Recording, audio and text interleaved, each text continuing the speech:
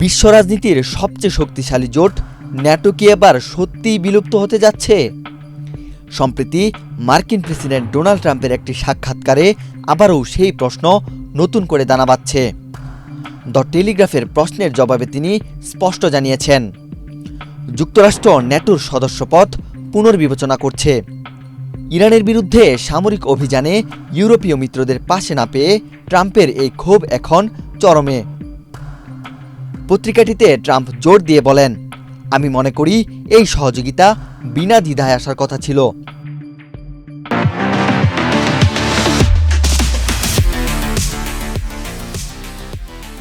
Iran যুদ্ধে মিত্রদের পাশে না পেয়ে ট্রাম্পকে এবার সত্যিই ন্যাটোর কফিনে শেষ পেরেকটি ঠুকতে যাচ্ছেন। কিন্তু প্রশ্ন হলো, ট্রাম্প চাইলে কি ন্যাটো থেকে বেরিয়ে যেতে পারবেন, নাকি এর পেছনে রয়েছে আরও গভীর কোনো আইনি ও রাজনৈতিক মারপ্যাচ? ন্যাটোর মূল শক্তি হল এর ৫ নম্বর অনুচ্ছেদ, আর ট্রাম্পের রাগের কারণও মূলত এটি, যেখানে বলা আছে ন্যাটোভুক্ত যে কোনো সদস্য আক্রান্ত হলে সবাই মিলে ঝাঁপিয়ে পড়বে। ন্যাটোর এই ৫ নম্বর অনুচ্ছেদ ইতিহাসে মাত্র একবারই কার্যকর করা হয়েছিল। ২০০১ সালের ১১ সেপ্টেম্বর যুক্তরাষ্ট্রের সন্ত্রাসী হামলার পর এই নীতি ব্যবহার করা হয়। ট্রাম্পের অভিযোগ, ইউক্রেন থেকে শুরু করে ইরান যুদ্ধ সবখানেই আমেরিকা একা লড়ছে। তিনি ন্যাটোকে কাগুজে বাঘ বলে উপহাস করেছেন। ট্রাম্পের মতে আমেরিকা রক্ষক হিসেবে না থাকলে রাশিয়া এতদিন পুরো ইউক্রেন দখল করে নিত। কিন্তু মিত্ররা কেন ইরানের বিরুদ্ধে যুদ্ধে অংশ নিচ্ছে না? ট্রাম্প প্রশাসনের অস্পষ্ট বার্তার কারণে ব্রিটেন, ইতালি ও স্পেনের মতো দেশগুলো এখন যুদ্ধের লক্ষ্য নিয়ে বিভ্রান্ত। এমনকি ইতালি ও স্পেন তাদের আকাশ সীমা পর্যন্ত মার্কিন বিমানের জন্য বন্ধ করে দিয়েছে।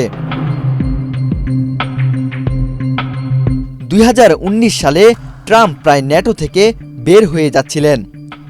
ন্যাটোর সাবেক মহাসচিব জেন্স স্টলটেনবার্গ তার স্মৃতিকথায় এক চাঞ্চল্যকর তথ্য দিয়েছেন। ট্রাম্প নাকি ন্যাটো ত্যাগের ভাষণ পর্যন্ত তৈরি করে ফেলেছিলেন।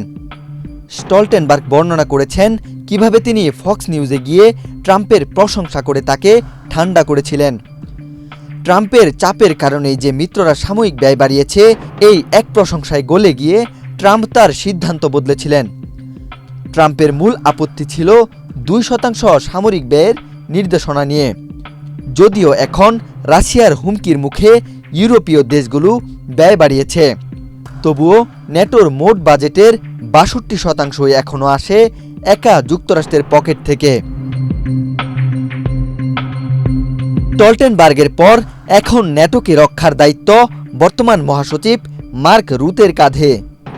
তাকে বলা হয় ট্রাম্প হুইসপারার বা ট্রাম্পকে বশে আনার কারিগর।